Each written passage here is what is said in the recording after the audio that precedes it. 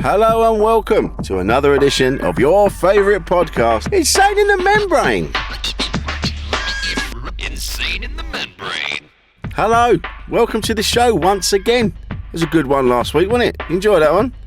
It was good to do, and you know, I didn't want to let people down. I don't want to think they're getting shortchanged. You still had a decent episode, I hope. I know it was me getting interviewed by somebody else, but you know, I just wanted it. I thought it'd be a good idea, and I love Mishka, and hopefully you enjoyed that. So yes, thank you for once again tuning in. So with that in mind, regular listeners and new listeners, we have to do the admin bit first. So this is what we're doing at the top. We get this bit out of the way, and then we get on with the show. So you can become a patron. In fact, please become a patron.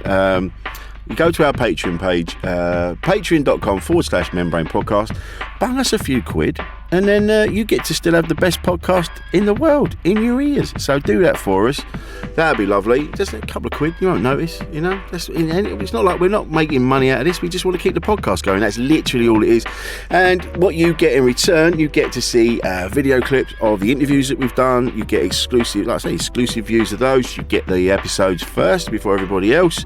There'll be some other things coming up in the future that we're going to be doing for you patrons. So yeah, and the response to that has been brilliant. Thanks to all the lovely people who dropped us messages on all of the platforms. Really appreciate that. Thank you so much. So become a patron and just get on the firm. Become a producer if you want. You can send us ideas, guests that you think that we think would be great for this. They don't have to be famous. They don't have to be well known. They could be all sorts of people. You know, someone, if they do a job that's to do with mental health or things like that, and you think they'd be a great chat, then get involved. Send them the name and we can have a chat with them. Also, check out our stylish Insane in the Membrane t-shirts. Do that for us as well. That's at buythatmerch.co.uk. Also, we've got Insane in the Membrane coffee beans from Wogan Coffee in Bristol. If you use the exclusive Membrane, listen to promo code Membrane, that's one word, for 10% off of our podcast packs. There you go. What's not to love about that? And it's good coffee as well. We've had a bash on that. It's really nice. So get hold of that. And it says Membrane and all that on the front. It's got our logo on the front of it. Yeah, come on. What's not to love? Go and buy it and then send us a photo and we'll put it up on all the socials and share the love. That's what we'll do. But you can find all of these on our link tree. The link to that is on all of our socials, so you'll see it in the bio. All you've got to do is click on that link and then that will take you to everything that we do. It's all out in front of you, all on a big list. It's right there. So what's not to love? We just take one click and you see everything that we're doing. Merch, radio shows, podcasts, everything is up there. So do that for us. That'd be great.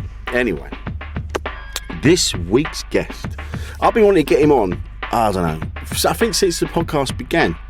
I've known him like 20 years since I started in comedy. He's such a top dude, and he's been on everything. You know, he's had a great career, and he's very vocal about his own struggles with mental health, which we talk about in this episode. I remember listening to his episode of Comedian's Comedian with Stu Goldsmith. It was so enlightening, not just about his mental health and how he's been, his ups and downs and that, but also about how he comedy, how he deals with comedy, how he comes up with his ideas and things like that. It was really interesting, and we get into that as well on this episode. It's really insightful for any new comedians or budding comedians. This is a really good one to listen to because Terry really lays it out and just says, he's very honest. It says so many interesting things that I think you'll find really helpful. It's a really good episode. Terry Alderton is our guest this week, one of the finest comedians this country has ever produced, and just a damn fine man. Terry's also got a podcast out called Bear With Me. It's available everywhere, Amazon Music. It's on all podcast platforms. We've got a clip of it coming up now. Now, for those viewers who are still lost on Bear here, so let me explain one more time. Yes. Bear is a man, okay? Correct. Who is dressed in a bear costume. Yes, you see. Who is then got dressed into a man costume and then got changed one more time into another bear costume. I'm schwitzing in here. And let's also take into account. Oh, yeah. He stands at over 7 feet tall. 7'2". He does look like pretty much like a real bear. I do, yes. And he does a pretty good impersonation of a bear. Give him a blast, Bear. Go on.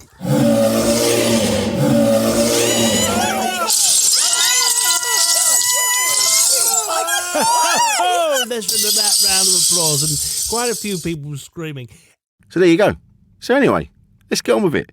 Coming up in a minute is Terry Alderton. A podcast from producer Paul.co.uk. Insane in the membrane. It's nice to see you, Terry. And you, Rich Wilson. Last time I saw you, this is how we do it, by the way. There's no big introduction, just chatting. Right. Yeah, I like that. I like that. Last time I saw you, I think it was the last time I saw you, we were walking towards each other at Tottenham Court Road tube station. You were on the phone. I was walking towards Christmas. Was that the last time I saw you? I think it might be the last time I saw you. Maybe we've worked together since, but that's the one that sticks in my mind because... I've seen you since. I work with... who did I work with the other night? What's his name? Is it Gareth? Gareth someone. And I said, if you... And he does a bit about you in his act, actually. Oh, Garrett Millerick. Yes. Yeah. He's lovely. He was very funny. Love him. Talk about different off stage to on stage. Oh, I know. It's incredible. Yeah. He just goes on stage and becomes this like monster. And I'm like, well, not a monster. I mean, that's horrible to say. But it's like watching an actor acting out a play, isn't it? Yeah. Spectacular. But I said to him, you, him, and Keith Farnham on the same bill would be quite weird because you all kind of morph as one. just like the three. Well, it's just one stage of man, isn't it? We're just the different degrees of height. But when I saw you at Tottenham Court Road, you didn't even come off the phone. We just walked towards each other. You were chatting away, and you got me in a headlock, and then you kept me in a headlock until you finished your call. Well, that's because I wanted to keep you close. Yeah, no, I loved it. Didn't want you going nowhere, did I? But it's things like that. This is why I love people like you, because you just don't know what's going to happen when I'm around you. You don't know what's going to happen, and I love that. People should be more like that. Because I don't know what's going to happen. No, exactly. That's me. I've lived my life with everything happening at once, so I spend the whole world thinking, "Oh no, that's happening now." Is it? So now I've got to change. I've got to change tack. So I'm good at adapting. No, I like that. Yeah, but I think you managed to make your way through the world.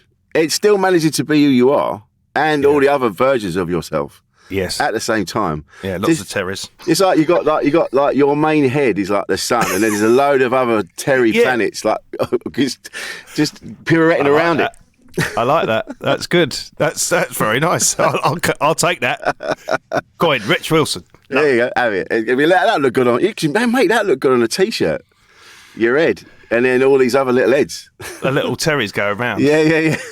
Oh no. Well, I've got a thing in my act actually. I don't know if you've seen me do that. When I have a bit where I stop the show and I go, let's find out what Terry we got tonight. And then I play this little tune. It goes, what Terry did we get tonight?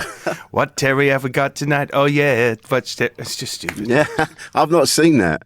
No, but when I break it down and actually then tell someone about it, I'm thinking I've got to get a proper act. I've got to get some jokes. Man. No, but I remember when I saw you on the boat years ago, and I remember you telling me you went, I've got this new bit, and it's like these two like the angel and the devil inside me, and then you turn around to the thing, and when you explained it, I was like, all right, oh, that sounds interesting. And then when I saw it, and ever since, everyone's like, that's fucking great. It's such a nice bit. It was nice to see you right at the beginning when you first started doing it to what it became. Like, people fucking loved that. Yeah. Well, it was we're doing it now, aren't we? This is it, mate. Yeah. I love it. It's like me and you haven't seen each other. We're just chatting. All right, yeah. So I'll talk to you like you've never seen me. But yes, basically, what happened? Have I ever told you this story? No. Right. Okay. What happened was I was in Dubai long time ago, right? And everything had gone wonky in the world, the Twin Towers and all that, and I'd kind of lost my mind a little bit. I'd had this sort of rise to what I got to telly and all that, and then it was all just taken away. Like all of a sudden, everyone had changed up top, and everyone who came in went, nah, not him. Yeah, right. So I kind of went back to doing comedy, and I ended up in doing these gigs in Dubai with Ben Norris, and I happened to do this routine. It wasn't even a routine, it was just a flippant observation about call to prayer, and I started doing all this stuff in Dubai. And after the show, it went proper wonky. The people who run the gig went, "We're in big trouble here. You're gonna have to write letters, and you might get deported and all this stuff." Shit. Right? Okay. So anyway, I didn't, and I managed to do the gig the next night. But the next night, I was in this sort of world of darkness and not even knowing what I was anymore, be it a comedian or what kind of comic I was or anything. See, I come back doing comedy after 4 or 5 years with the same old crap I was doing before, so it didn't really make any sense. And I used to do this. I used to have one routine in my act where I would say I was in New York, right? And I went up to the bar and I said to the guy, "Can I have a medium white wine?" And he went, "We only do the one size," right? That actually did happen, right? And then the gag was I'd turn round and then I'd have these two voices, and one would go, "You must go back, show him the bulldog spirit," right? That's all it was. And then I'd go back and finish the routine. But after what had happened, I just carried on. I turned around and just said, what kind of world we living in? There's no freedom of speech here. Let's not even talk about the slavery that goes on in this country because we're not allowed to. So I was doing it all to the wall. Do you see what I'm saying? Yeah. And then I turned around and then acted like nothing had happened, and I continued to do this, kept doing it, blah, blah, blah. And then at the end of it, I come off stage and Ben Norris come up to me and he went, "What was that you're doing?" And I went, "Oh," I said, "I shouldn't have done it. It's very unprofessional of me." And he went, "No, man." He said, you mustn't stop doing whatever you're doing there, but just don't be so bitter with it." And this was about 2005. And then I went to Edinburgh in 2006. And I took a load of old stuff and then I cobbled together with all that turning around business. And that's when I'd learned how to wield it, if that makes sense. Yeah, and that was, and then it grew into what it is now, which is all these years on. I fucking love it, and everyone does. What? So you're talking about? This is really interesting, actually, because when you see people that, they're star, the whole industry's talking like that. They're around you, they're sending cars for you. You are. Everyone's. Oh, Terry. Yeah. And then one day. You get it starts. You feel it. He goes, and he goes like, "Oh, can you make your own way in?" And that's how you know it's starting. Yeah. When the cars stop, and then and it must be hard when the whole industry goes, "Yeah, we're doing this now." When you were in it, that must fuck you up on so many different levels. It does. It totally does because you built up this whole thing, being this flavour and this was like probably from about 90, God, how old am I? 96, 7. No, a bit earlier than that maybe. I started 91 on the circuit, didn't I? And then it was probably about 94, this sort of into 95, this sort of rise was happening. So that sort of really took hold by about 99 in Edinburgh, and I'd had this, everything was just coming together as it does. And then by, like you say, about 2001, I was getting on the train again. I was getting on my bike, in fact. I don't think I had any wheels on my bike. But you know what? The way I always see this business is, for me, it's always been this, right? It's like I'm constantly doing up this car, right? Yeah. And I eventually, get it going. And by that time, what you're talking about, I'd actually got it off the drive and driven it down the road a bit, and then it broke down again. I had to push it all the way back to the driveway and start working on it all over again. It's probably not a really good sort of analogy, but that's kind of how I feel. It's kind of like it's that knockdown, get back up again, isn't it? We're constantly having to go. But of course, when you get to my age and nearly your age, you're a lot younger than me now, I think. Not much. I'm 50. Oh, right. Well, are you 50 now? Yeah, turn 50. Oh, right. No, you're not. Yeah. You're a year behind me. I thought you were much younger than that. No. Well, you get to, of course, this age and you go, right, okay, I'm going to make my own way now. I mean, some people did that a lot younger than I did, but there's no fear at 50, is there? You don't care.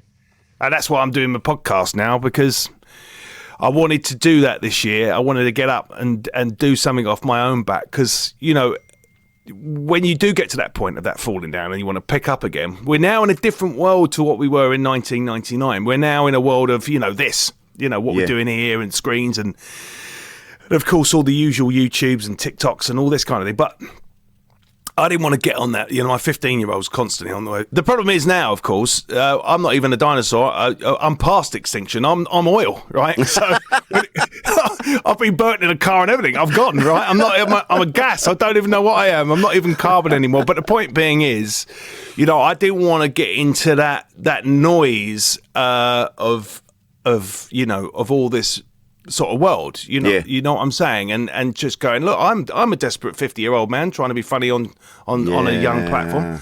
And then I thought, actually, why don't I do the podcast? I had done a Radio 4 show. I did three series of my Radio 4 show, which was Potty, But some of the characters in that, I thought, oh, hold on, I should build stories with them. So that's how, Ed and the bear came along, and now we have Bear with me. So and I'm enjoying that. And I wanted to get up this year, and so I set up this little studio that I'm in as well, because I wanted to get up and get on with it. Whereas, if I've got to put it all together, then I'll do it tomorrow when I procrastinate, Whereas all here, and now I'm getting on with it, and I'm enjoying myself. And the point was, I just wanted to do it for me to say I've got a podcast, but it's actually people are listening to it, believe it or not.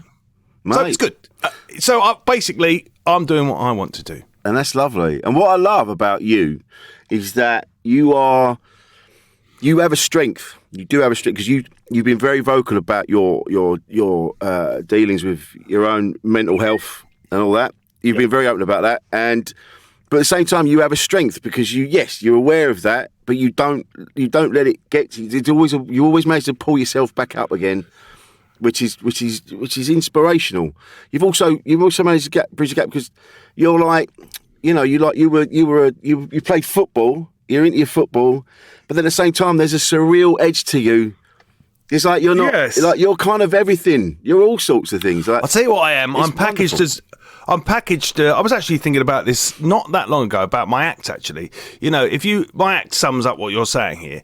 It's packaged. I start with a song, I end with a song, and I do a few songs in the middle. It's packaged like an old traditional 70s cabaret act, but instead of doing My Wife, that kind of thing, and joke, it goes off in a wonky place. There's always this little twist to it. Yeah. And you're right. I always see myself as a bit of a geezer nerd, if you like. I'm actually, I'm a bit blokey and a bit football, but actually I'm a bit of a nerdy weirdo. So I'm square pegs and round holes, all in pegs and square ones and whatever that is. But I'm full of cliche as well. But yeah, I'm happy. The thing is, I'm happy with who I am now. Whereas before, I think I was not fighting it and not knowing who I was. I always know I'm a bit different, because everyone seems to tell me. But instead of fighting it and trying to fit in, I just suddenly realised that you need to just go, like I was just saying earlier on, without repeating myself. Just go with my own flow now, because you try and jump in the water with everyone else, don't you? And you're all paddling. Yeah. And then what I thought was, I'm getting out here. And everyone goes, look, he's getting out. He's getting out. And I'm like, no, I'm not doing this anymore. Yeah. So I'm on the bank now, creating my own little boat. But that's it. I was the same. I think it comes with age. You sort of get to a point, because like you say, throughout your life, you're always like, everyone's telling me I should fit in, so I'm going to try and fit in. All right. But then there's this little voice in your head going, yeah, but that's not you. You're not these people. You're not that. Why? No. You should be. I wish I knew that at an earlier age, that being myself and the things I'm into, and the things that make me happy, were fine. And I should have I wish I'd embraced them earlier, instead of trying to fit in. What's the old cliche? The youth is wasted on the youth, isn't it? Yeah. Youth is wasted on the young, or something. But yes, it's a complete thing. I totally agree with you that I wish I'd had this head. If I'd had this head when I was 25, I'd be massive. Because I'd be full of arrogance as well then. So I don't mean that in a... Actually, maybe I'll take that back. I don't want to be full of arrogance, but as you know as well as I do, everyone who are friends of ours are big names. They are driven by them. Their whole life is them. You know what I'm on about. I do. It's not having a go at them, but they're married to them. They're 100% them. And that's why when some people go, how have they made it? Well, I'll tell you why, because they believed and made everyone else believe it. Yeah. It was all about that focus, Yeah, and actually, I will rewind that. I don't want to saying that I'd rather be arrogant. That's complete nonsense. I think actually I'd rather just be... just try and be nice and get there. Do you know what I mean? Yeah. But some people, you've seen it, and it's quite funny as well when you like, for example, if you're wrapped up and it's like the winter and you're wrapped up in your bubble hat and your scarf, and you see someone who's the people perceive as famous, but we know them, and then you go, all right, and they do that thing, not realising it's Rich Wilson, and you go, and then you go, it's me, it's Rich, or you go, it's me, it's Tell, and they go, oh, sorry, like that. And you go, oh, but that's how you really are with punters, is it? Yeah, that's interesting. Yeah. You're so...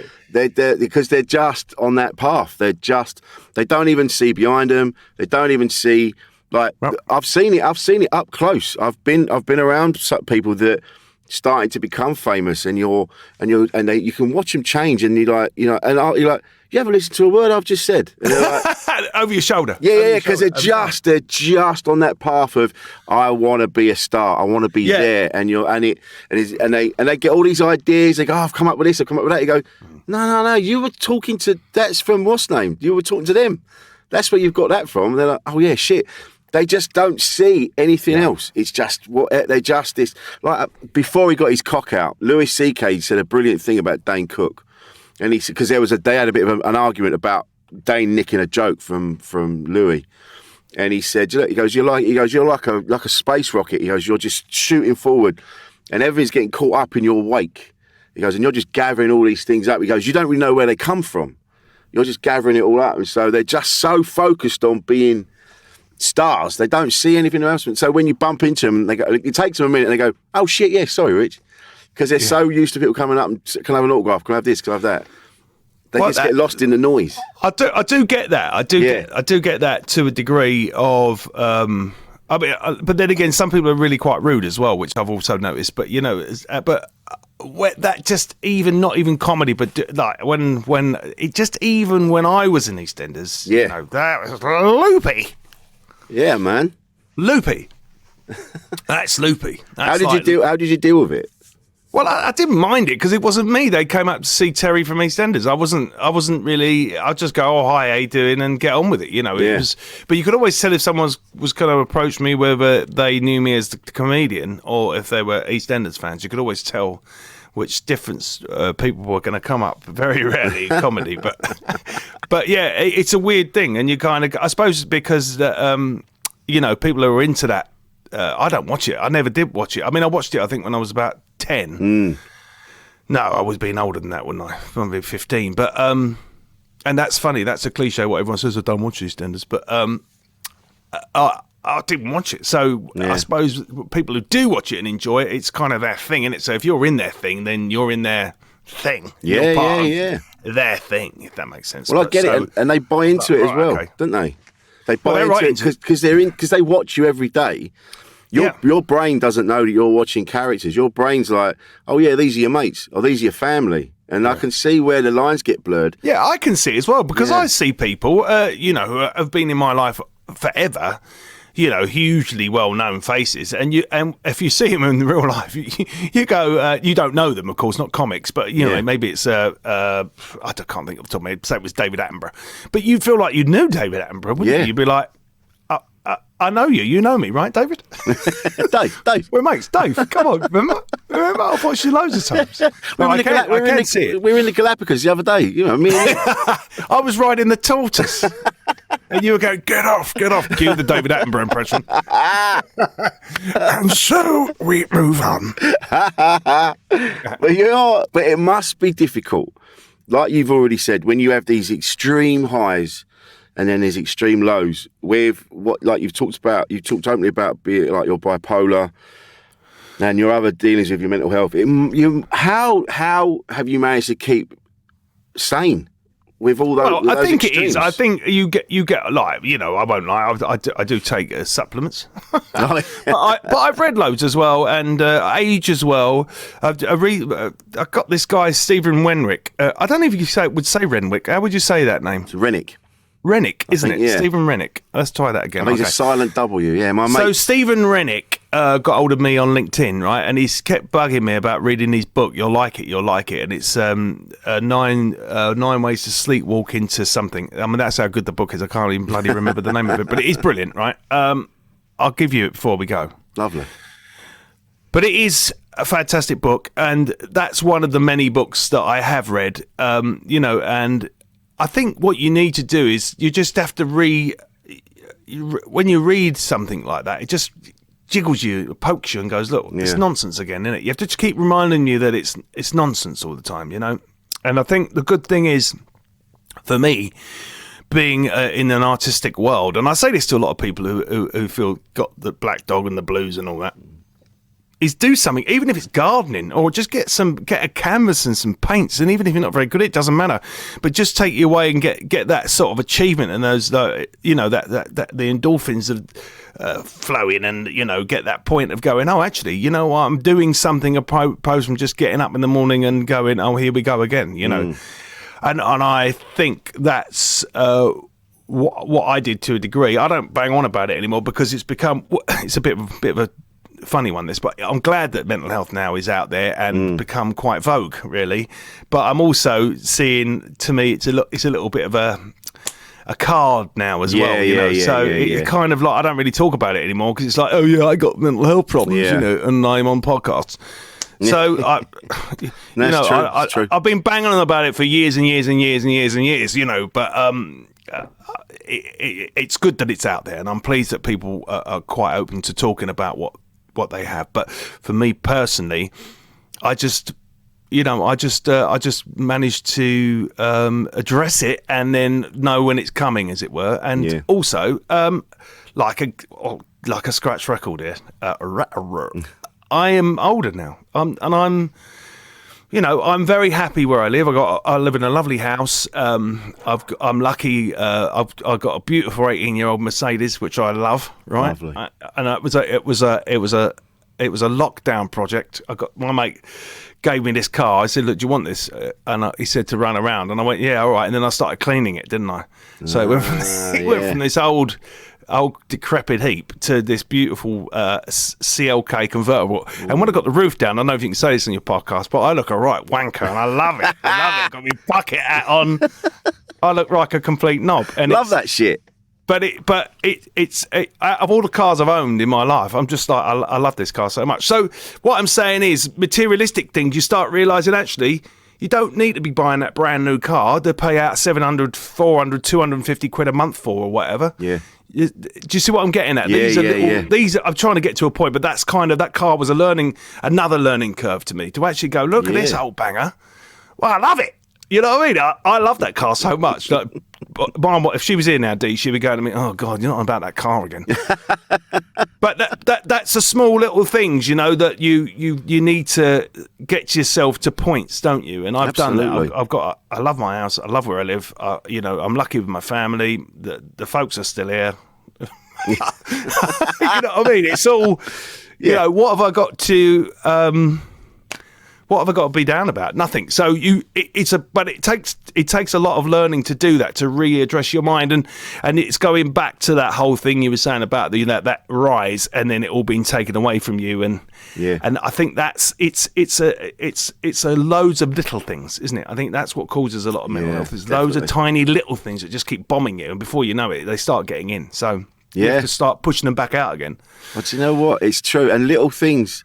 Like, I had it up until yesterday. I was, all right, just fucking phone him. It was a couple of phone calls I hadn't made, a couple of things I've been, like, burying my head in the sand about. And I'm like, just to the point, like, I was like, do you know what? Fuck it. I'm just going to walk into the sea. I'm just tired. Because then what happens is I build up in my head that everyone hates me. I get that. And I'm like, everyone thinks you're a prick. Why do they bother with you? What's wrong with you? And he starts getting in, and then you suddenly realise, oh, fuck, I've been lying on my bed for 2 hours now. I should have been up doing something. And then it just happened. I just went, out loud, I went, for fuck's sake. And I just rang him, and I went, hello, mate, listen, blah, blah, blah, blah. And he went, yeah, that's all right. Yeah, don't worry, I'll sort it out. I went, oh, right, yeah. So that's like 2 months. I should have phoned him. Yeah. And it took me 5 minutes. And because he's a mate, he went, yeah, it's fine. Why don't you just phone me, you prick? Yeah. That is one of the big things of mental health as well. Is those things of when you so if you text someone and they don't come straight back to you, and then you sitting there going, "Why don't they come back to me?" What, and you're like, how many times eventually do you get to someone and go, "Oh mate, I didn't see it," or they say to you, mate, I've been away for 2 weeks, or I don't know. It's always you. It's your own insecurity building up. 1 on 1 is 20,000. Yeah, 0.2. But I see it with other people as well when they message me and they're like, "Oh, Rich, I'm really sorry. Sorry, I'm a burden, mate. But can you help me with this?" And I'm like, "Yeah, of course, mate. You're not a burden." So everyone's a lot of people are feeling that they're a burden on each other, and going back to what you said about everybody. I think it's more. It seems more amplified in our industry. People are trying to latch onto a thing that will then give them like a USP. They're kind of like the other day I was at a gig and everyone was bisexual, everyone had ADHD, everyone had this, whatever, and you're like, what? Okay, all right, you all these things, and that's fine, but. Just be a comedian. Just be funny. Yeah, just be a comedian. It's like, we could go on about loads of things like that, but I'm not going to because I'll get myself into trouble. Yeah, I know. And I'm not being in trouble. But you know exactly what I'm about. You work certain acts and you walk on and they do their bit and then you're kind of going, oh, here comes that bit now. And there comes, oh, yeah, all right, there's that bit. And I know what you mean. For me, I watch people and I want when people go, oh, this and that, and like you say, just be funny, man. And the other thing is, I really don't care. As an audience member, I'm sitting watching a comedian, unless you're packaging it correctly. Yeah, exactly. I'll be sitting there going, I don't give a monkeys, mate. Go and see a shrink. Yeah. Go talk to someone. I'm not interested about you. I haven't paid money to watch you tell me about you for 20 minutes. It's boring. Yeah. Unless you're packaging it in a way and you've got that kind of... I think all great comics that do stand up, you package your way into you become the character. So I'd be going, I can imagine Rich Wilson getting it. I can imagine him getting into that scrape. You've got to package it. You can't just go, oh, yeah, so I've got this and that. I really don't give a monkeys. No. I don't care. I don't care. People say to me, people ask me a lot for advice, like they probably do with you. Well, I did. I remember talking to you. I remember when I first started doing comedy. So I knew you before from being a barman, but I remember you turned around and you went, you gigging. And I went, yeah. You went, oh bloody hell, and you went, any material of mine that you want to use when you're starting out, it goes, help yourself, just whatever helps. And I'll never forget that. It was a beautiful thing. I mean, I don't fucking know what I would have done, but it was a beautiful thing. But that time I was a different comedian then. Yeah. Yeah, where were you? That's right, you worked up the creek in Greenwich and Maidstone, yeah. But people ask me all the time, they go like, any advice? And I always say to them, change I and me to us and we. Yeah. Because you're, like you've just said, no one wants to listen to you going, I've got this and I'm that and this is this. Just they want to have stuff that they can relate to. Yeah. Do you find that when you do this, have you noticed? But for me as well, I got to a point where for whatever reason I'd had enough of that as well. So that's obviously why I go off on this whole talking to myself. The other thing on that as well, and going back to the mental health and what I do on stage, when I obviously went and saw people. They obviously, the therapists and stuff, would go off, and one particular guy went off and obviously YouTubed and stuff. And then he said to me, that thing you're doing on stage, where you're talking to your two voices and then you're coming around like nothing's happened. And I went, yeah. He said, what that is, he says, that's a drama triangle you've created, right? And the drama triangle is when you have the child, you have the protagonist, and the child, and then you have the adult trying to save, and it goes around in this constant drama triangle.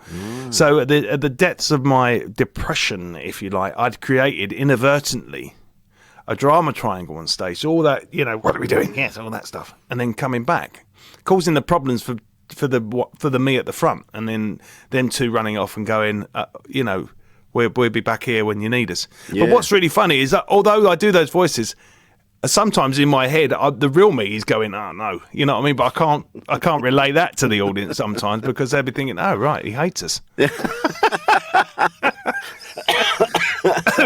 the audience get the show they deserve, and that's true. Do you know what? Mentioning audiences, this is something as well.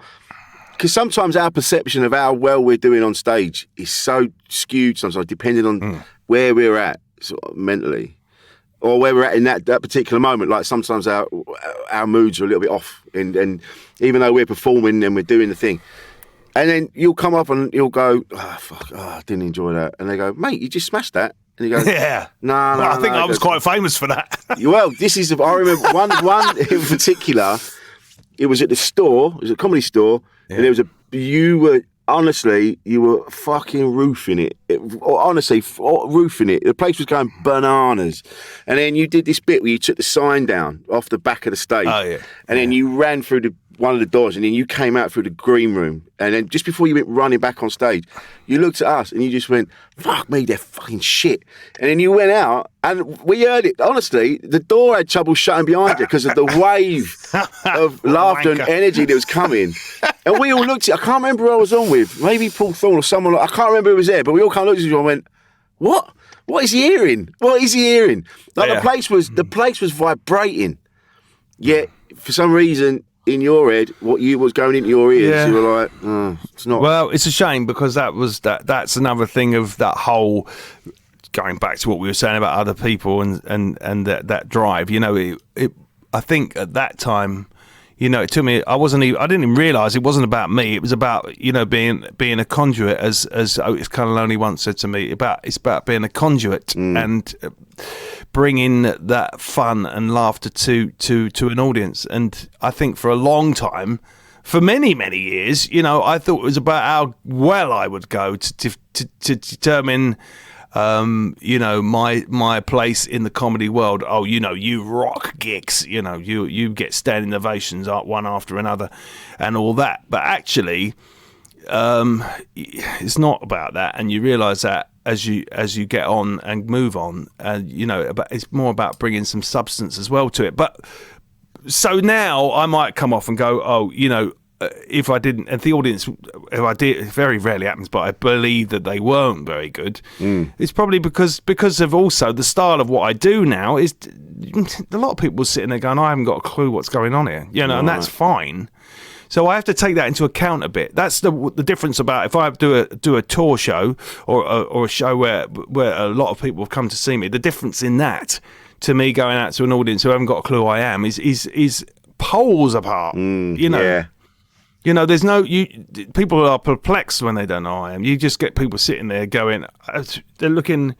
I remember one woman once shouted out to me, she went, "Excuse me." She went, "Excuse me." I went, "Yeah." She went, "Is this comedy or horror?" You know, so I can understand it if you've never seen it, because I think when people they're looking for the jokes and the gags, you know, and the point is with it all, the joke is there isn't anything, you know, that is the joke. You're looking for something that's not there, you know, it's just get on the ride and come on this silliness. It's just stupid, you know. And I like it, you know, singing songs about nothing. I've got a song. I don't think you've ever seen me do it, but I've got a song I sing, which is a song about nothing. This is a song about nothing. Nothing. You know, it's just about, for me, just taking it where as far as I can and as away with the fairies as I can, you know. Yeah, well, you've got, what it seems to me is that you've got the tried and tested, or the well-worn ways of comedy everyone uses. There are only one, but you're sort of like, it's like you're on the offbeat with yours, and it's like you're almost like behind it going, look at what they're doing there, and then look, he's doing that now, and look at that, and that's how we got that laugh, because he's done that. It's like you're pointing it all out. I will do the punchline before the setup. Yeah. No. But like you were saying there, that is the important key thing. And you know, you can only play the instrument one way. You know, you can only play, there's timing, there's comedy timing, right? You're never going to change comedy time. It's the same as when someone drops a note in a song. You always know when that note is going to be dropped, right? Because that's comedy timing, right? And you can go around twice if you want, okay? So you can't break comedy timing, so you still have to abide by the rule of rhythm and timing, but you put an absurdity in it. So you know, that's why sometimes if you ever watch a comedian and they do something and then they say, even if they just F at the end of it, you know, and they get a laugh, and you're like, well, that's a lazy punchline, but if they got the timing right, you generally can. You know, that's like when I used to do a routine about American stand-up comics. What is it about American stand-up comedians where they hold the microphone right out here, where they're doing the build-up to a routine or a gag, and then when they do the punchline, they put the microphone close to their mouth, so you know they've done it, right? But it's all in the timing. You know, they've done it. You know, so it's... I'm not telling you that. You know that. No, I'm just telling I know what you mean. Hopefully people listening, that's how it works. And... That's the point. That's the point of it. So Yeah. then you can start playing your tunes, can't you? You learn to play the piano. You know that's a major key, and that's a minor key, and that's a C, and that's a G, and then that's a chord. Right, they're always going to be there on the piano or the guitar, but it's what you then make with it, isn't it? It's the music you make with it. That's like Les Dawson. Les Dawson could There you go. Played it badly. Because he knew how to play it well. Well, that's what they say, but I got a theory that he didn't know how to play it, and he just got away with everyone going, they think I'm brilliant at it. He just blagged it. I can't play it. But everyone believes I can. Everyone's like, oh, yeah. And everyone's like, oh, wow, it's amazing. Down the ages. But also, I remember one of the best bits of advice, and I still use this to this day, was you said to me, you got stepping stones in you. Say you're doing an hour show, you got stepping stones, and you can go wherever you like in between the stepping stones, which is what you've just been saying.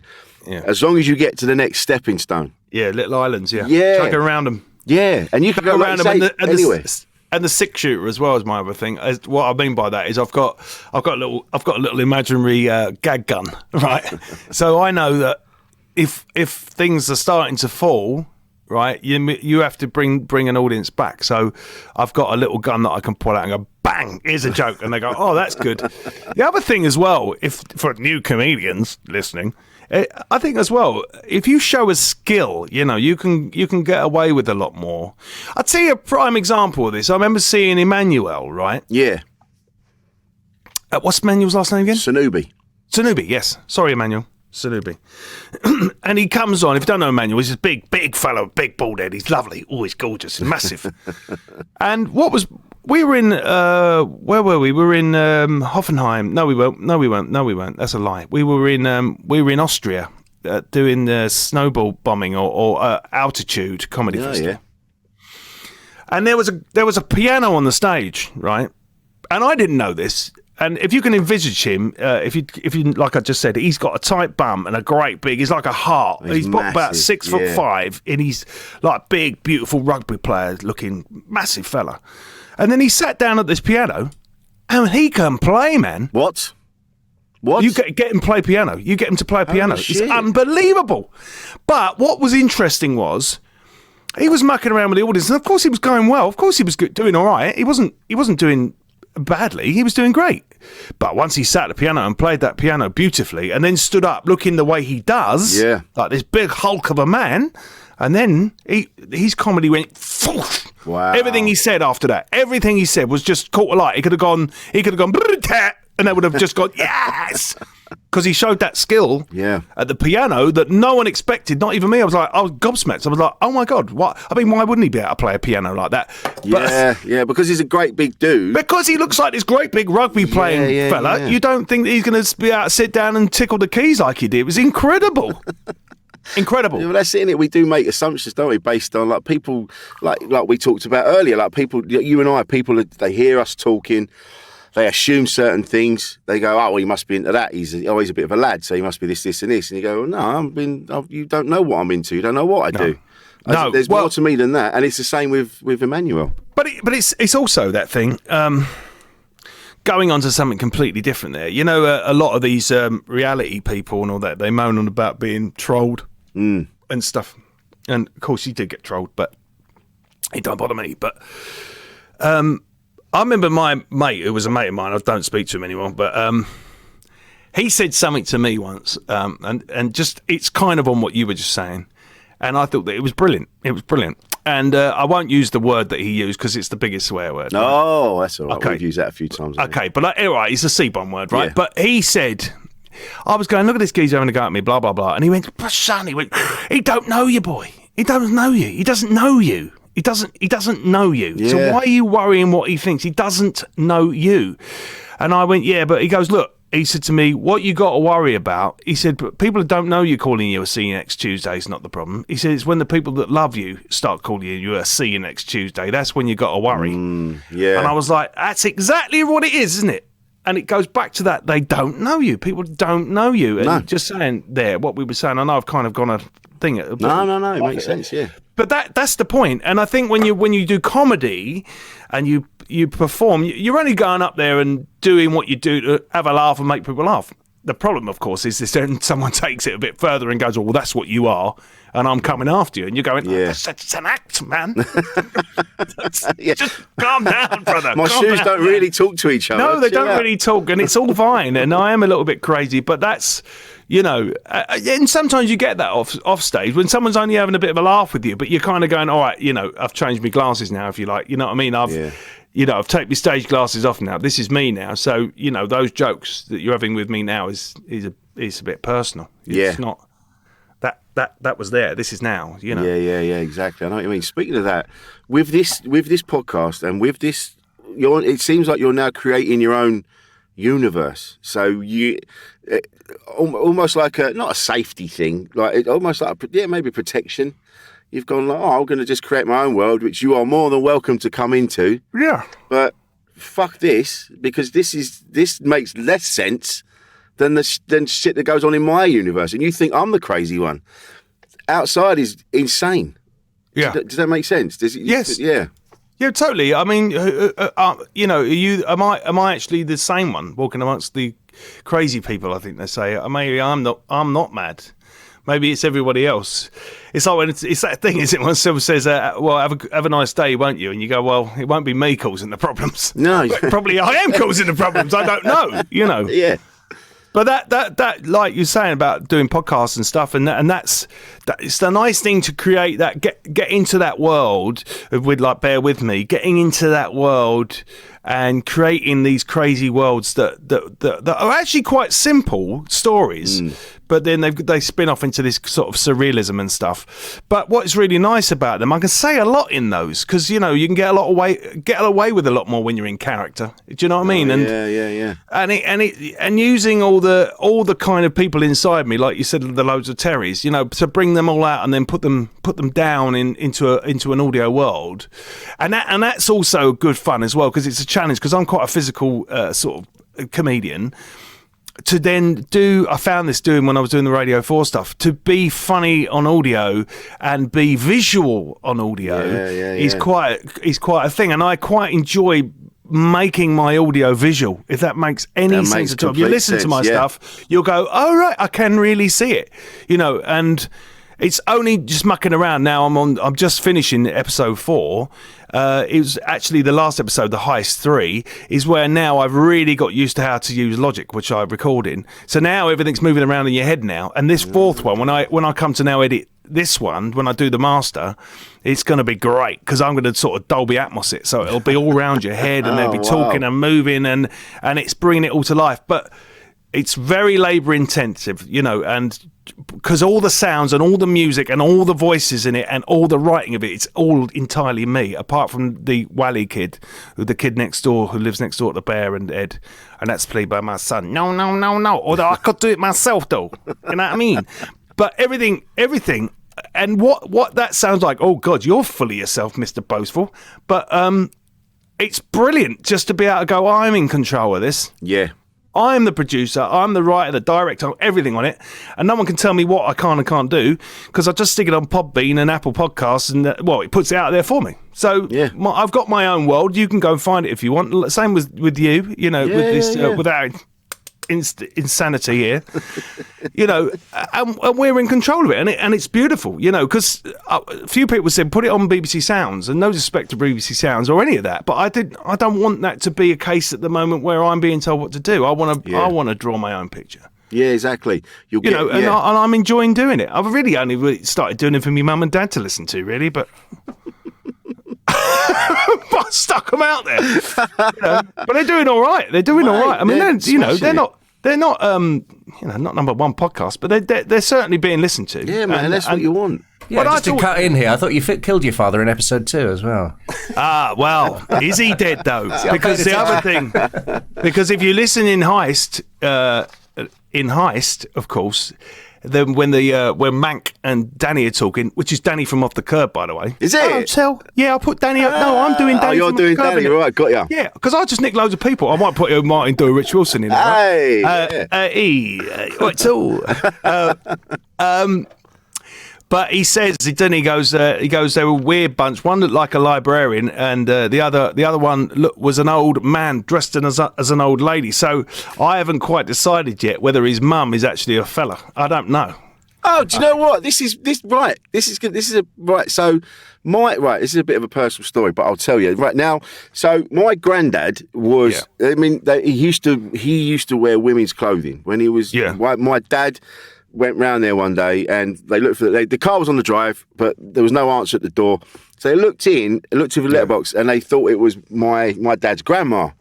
Anyway, Dad went round the back to go and say, "Oh, where's Mum and Dad?" And he was greeted by his own dad dressed in his garms, and he just went, this is what I do when I'm on my own. This is me," which freaked me dad out a little bit at the time, and then he kind of came to terms with it later on. But they still talk about. They used to make a joke saying that they thought what had happened was my nan had actually died and not my granddad, and he'd just taken her place. Right, there you go. And it was like, okay, there you see, yeah. So, but isn't it amazing how and I can understand your dad being freaked, but it's funny how someone just wearing a different set of clothes, can bring a completely different perspective on someone's being, isn't it? It's like, he's got a woman's dress on, so no, he's not quite what we thought he was. But but it's just society telling you that those are women's clothes, isn't it? Those are men's clothes. Well, it's all made from it's all cut from the same cloth. It's all cut from the same cloth, and that's the point. That's the point. But yeah, Father, Paul Daniels. I love that. I bet I was going to come back with something when you emailed me, and I'm not going to. I thought I always get. It's boring. Is he not dead? I thought he was dead. Yeah, I was going to say I thought you were dead, but then I thought everyone's done that. But yes, I think they did shoot him, and I've got a feeling that his dad might. We might go a little bit deeper with that at some point, but at the moment, I'm still trying to find. More about the characters myself at the moment. It's quite nice because when I write a story, the stories, what I do is I just have like these little headers, and then as I'm writing it just writes, man. It just writes itself, and it's that whole thing of, if you've got strong characters, it just pours out of you, because what you have to remember is, I've done this when I've read the scripts back and gone, is that funny? This one I'm doing at the moment was really hard, right? Because it's like a Russian doll of a story. It's crazy, right? And I had to get a mate of mine to read it to see if I was actually certified, right? But as I'm recording it, I'm actually giggling away, and then you start adding little bits as well, of course. But and you have to trust in that it's the characters. When you're writing it, the bear is funny, man. He's funny, and the more angry he gets, and when he swears, I know swearing is so immature, but when the bear starts swearing, I get annoyed. Will you just shut your face? Now listen here, Bear. No, I don't care, mate. All right, I've had enough of it. Oh yes, you've had enough of it, have you? Very nice. Yeah, nice way to talk to your friend. Look, why don't you just fuck off? Yeah. I love that. I'll go to the bottom of my stairs. And then she's on it as well. That's the mother, anyway. But what's nice? She lives in the cupboard. She does. She's their Alexa. So they go, "Here, Irene," and he goes, "Hello, Irene." Oh speaking. My God, my mum's called Irene. No. Yeah. Well, it's all based. Everyone's based on something though. She's based on Irene Handel. I'm looking at their images now. I made all their artwork. Mate. Ed is based. Well, Ed, the original routine in my act was me saying, "Do you think when dancing bears get rescued, do you think they want to carry on dancing?" And it was It was just said to me by Chris Gilbert once. He just said it to me, and I said, "You got to let me have that." Yeah. And he went, "Yeah, of course." And then, of course, I did this routine of the. It was like Eddie Izzard and Tommy Cooper. That's what it was. It was like him going, "You're free, bear. You must go to the woods. You're free." And he goes, "I like dancing, and I love dancing. That's why I've always done it. I love dancing." "No, but bear, you're free. You must go." Anyway, it was crazy routine, and that's how it found its way on my radio show. But he actually is kind of loosely based on Eddie Izzard, Ed, the main man, not the dad. But his image, which I'm looking at the moment, is based on Leonard Rossiter. Oh, mate. What I've done is everything in the show is actually all loads of callbacks, and there's loads of Hancock in there. I use loads of, things Hancock said. There's loads of little Easter eggs in it. If you're good with old time radio and stuff, you'll be going, "Oh right." When Mrs. Coombs comes in, she's Patricia Coombs. It's Pat Coombs. Right. They're all in there. You know, and I even just in this one, I'm doing a newly deceased. I'm doing Alan Rickman's in this one at the moment. Give me my detonators, John McClane. It's funny you mentioned Irene Handel and Hancock, the best bit in The Rebel. Best. When she I know comes what you're in. going to say. Oh, yeah, you know what I'm going to say. Yeah, of course I do. What's that? That is a self-portrait. Who else? Lauren Hardy. Beautiful, isn't it? Oh, it's mate. just beautiful. And what a film that is, by the way. That's a You know, people great going film. about films. I don't really watch films anymore. I just get bored. But that is beautiful, that film. And also spot the upcoming star cameo in that. But you didn't realise that, did you? No. Oh, I'll have to watch it When again. he It's been a gets while. abroad, when he gets to France and he's in one of those little holes and they're all talking, they're all being artists, aren't they? Oh, yeah. This one little boy pops up with this, he says about 3 words. He says something like, but how do you know this? Something like that, right? And he's beautiful looking, and it's Oliver Reed. No. Yeah, you watch it now, you'll go, oh, he's Oliver Oh, Reed, my look. fucking God. Yeah, it's Oliver Reed. Mate. Yeah, I'll unknown, watch it young, now. beautiful. He looks a bit like Robbie Williams, funny enough. Oh, yeah, he was a good-looking man, wasn't he? Lovely looking man. Oliver Reed. Money. You know, Omid was with him the night he died. Omid was left that pub in Malta. Really? Yeah, he'd come. These sailors had come in. They took him off the wagon, didn't he? And then he didn't Oh, come. yeah, that's he didn't it. come back off the. But Omid was with him as he left him, and he went in the pub. That's the last anyone saw of him Fucking hell. when they were doing Gladiator, wasn't it? Gladiator. Gladiator, mate. I tell you, you mentioned, going back a bit, you mentioned your lovely wife, Dee. Dee. And I've met her. Brilliant. I love, she's a beautiful woman, fantastic human being. What's lovely is that she obviously accepts, Or tolerates. flip it round. Oh, right. Yeah. So you support each other. Yeah. I thought I was a crazy one for many years, but no. Ah. No, it turns out that actually maybe not. No, she's a good one. Yeah, she and I compliment, even though we are constantly, I say at each other's throats is probably a really bad terminology because we're not aggressive to each other, but neither of us will be told by the other. You know what I mean? Like strong. I will be like going, no, well, I'm not doing it. And she'll be going, well, don't tell me what to do. So we're in a, and then poor old Bo sitting there going, oh, here we go again. But Dee's dad was a very aggressive bank robber. And Really? Fuck, all right. yeah. And she's now inheriting more and more of old Del Boy's traits. He sadly left us, but yeah. I mean, in his own words, you've never met anyone like him in your life. Her dad, he was something else. He was something really? else, Derek. Oh my God, yeah. And he blew safes. Yeah, So that, in right. fact, in the heist on the podcast, bear with me, there's a bit in that when they try and get in the vault and they found another vault, and that actually is Derek's story. Told me when they were on a job once. No. So it's actually loosely based on one of Derek's stories. Yeah, they were in there for 6 hours drilling this vault out, and he went to me, what drink was in the vault? And I went, I don't know, money. He goes, money. He gets really aggressive. Wait, money, mum. You hear this, mum? What's he talking about? Money. Well, what was in a vault? I went, I don't know. Jewellery. Fucking jewellery. Another vault. So they had to go back in, and that's kind of loosely based on episode 3 on Bear With Me. The heist is based on that story. Mate. See, that's what it's amazing. Right, what you know, Yeah. baby. Well, this is it. Like, we've been really lucky to have lived extraordinary lives, really. Yeah. Like, I've met some incredible people through doing comedy. I've got friends all over the place now through doing comedy. Yeah. You know, or just saying yes to things. Go, yeah, I'll do that. All right. I think as well. I mean, if I hadn't did comedy, right, I'd still be there. No, I lived out in this little place called South Woodham, Ferrers, which is sort of the other side of Chelmsford. Now I live on the other side of Chelmsford, funny enough. But yeah, I think if I just stayed in that world, I would never have grown. That's more the point. You know, Yes. I've actually grown as a person. I'd still be saying probably things that you would be. But I'd be the bloke going, well, you can't say that no more, can you? You can't say that no more. Yeah, you know, I'd be one of same. those blokes. So I kind of grew, and like you say, you know, what a blessing! What a blessing! My life's been being a comedian, and the places and the I've been everywhere in the world. I mean, I've seen things I literally have. I can't even talk about because I've signed secrets things and stuff. But I've seen things that you go, you know. Yeah.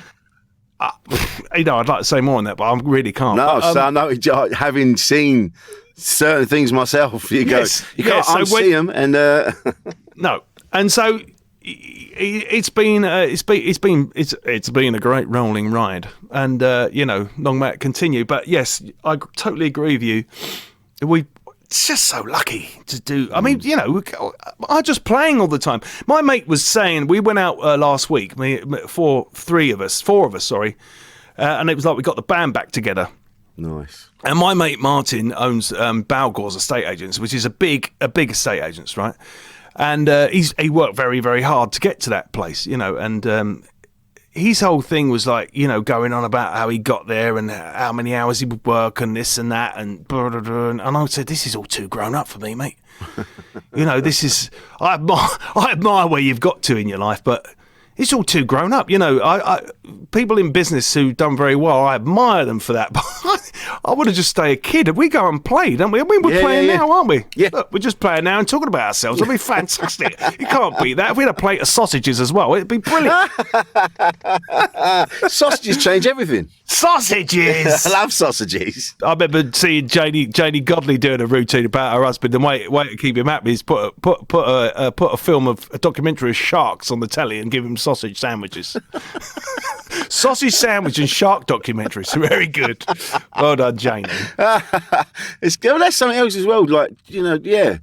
Do the things that make you happy. If it's watching films, or like you said, or it's gardening or painting or. Absolutely, you are. We're very lucky that we really do get to drive our own bus. That's the thing, you know. I think a lot of people, you say, well, you know, you're the driver of your bus, but then again, not if you've got to get up and drive a bus. Yeah, exactly. I mean, literally, and pay the bills. And there's nothing wrong with that, because I'd love to be a bus driver, actually, but that gets in the way, doesn't it? And we are lucky that, you know, we work to live. You know what I mean? We're not living to work. No. Yeah, does that make sense? Yeah. And it's like you say, it's all very well, like you've got to get up, pay, you've got to do the job, you've got to pay the bills, then you've got to come back, you've got your family to attend to, and so you can't. All the other stuff, and you can understand. Difficult. You can see why people then get down and depressed, because they're not going to be in a band anymore. You know, they're slowly edging away, isn't it? It's like the Pink Floyd, isn't it? You know, someone's fired the starting gun. You know, 10 years have got behind you. You know, yeah. Before you know it, and I think that's when people, if they can, just step aside and. Even if it's on a Sunday, you find a little patch of your garden, and if you haven't got a garden, then just go and get a flower pot. And I know it sounds ridiculous, but start creating a garden. It's just anything like that, just to start creating and watching something, because you can go to work that day, come home and go, oh look, it's sprouting now. You know, it's just something. Yeah. To take you away from that thing and creation, I think is truly brilliant. Absolutely. For anyone who's feeling shit in their mind. It really is. Yeah, or you do. I've got mates of mine that go shooting, and and I'm like, who are you shooting? And they go, nothing. We go and shoot fridges. Like they'll take like old furniture and all that into this field and just shoot the furniture. Yeah, they're not even shooting animals and things like that. They're just taking their frustration out and just smashing things up. Yeah, but I mean that's where we're at though, isn't it? I remember when my son, when he was a lot younger, he went, "Can I smash this glass? Can I smash it?" I went, "Well, it's easier to smash the glass, isn't it?" And he went, "Yeah, but can I smash it?" Well, how about if I said make a glass like this? Just a simple glass. Just a simple glass. I said, how hard would that be to do? And he went, well, I don't want to do that. I just want to smash it. Because it's easy to smash, isn't it? You know, but to make a glass, just a glass. We're not even talking about making some 3D printer. We're not talking about making a computer. We're talking about making just something out of sand. Yeah. Right, and then moulding it. Right, easy to smash it, isn't it? Oh, mate, I love that. Yeah. I have a T-shirt. Easy to smash, isn't it? But it is. It's easy to smash it, and that's why it is horrible when people, someone is just going back to that again. If someone quite flippantly goes, "Oh, that's crap," and you go, "God, man, the work that's gone into someone doing whatever they've done." You're just going, "Oh, yeah, it was shit." Yeah, I know. I always say that about music. That easy, was it? Yeah. I always say that with about music. I'm like, they go, all right, shit. And I'm like, I've had this argument with Marcus Berman loads. And I'm like, it's not shit. It's just that you don't like it. I don't particularly like it, but it's not shit. Someone somewhere is getting joy out of this. The person who made it got joy putting it together, like you've just said. True. And then you can't just go, that's shit, because you don't like it. Yeah, but my son does listen to a load of shit. Oh man, no, yeah, I totally agree. It's like, for example, a case in point of that for me is Prince, right? I don't do Prince. Doesn't do anything for me. But I know the geezer's a genius. Yeah, but he's only got. You know what I mean? I know he's amazing. I like 10 I know songs. he's incredible. I know when I watch him, Yeah. and I'll go, oh wow, what a performer. But his music comes on the radio. I'm not going to be turning it up. But that's. I'm not going to sit and go, oh, this is shit. No, it's just not for you. And It's easy to break it, isn't it, mate? Hard to make it. That is a fucking brilliant way to finish, Terry. You smashed that. Literally, ironically, smashed that, mate. Where can we find you, Terry? Are you on the social still? Because I know you sort of come and go. Yeah, I'm at Terry Alderton's on all of it. I'm on those. I don't really do them, but I just say about my tickets and my podcast, and I'm doing the odd gig here and there. I'm doing a little tour, so that's all on the website. Lovely. TerryAlderton.com. And the podcast is called Bear With Me, and it's on Amazon Music. It's on Amazon Music. It's on Apple Music. It's on Spotify. It's on all of them. Podbean. Lovely. Yeah. Bear with me. I'm so glad we got to do this. We've been talking about this for ages. I know. Finally, here we are. He said, "Come and." He emailed me, old Paul Daniels. Right, let's start a lot. And I went, "Yeah, of course I'd do it. I've been waiting to do it." Mate. Lovely. Love you, Terry. I love you, Rich Wilson. I love you. All right, mate. And Superstardom. Thanks, mate. Adios, and I'll see you all later. Bye. Insane in the membrane.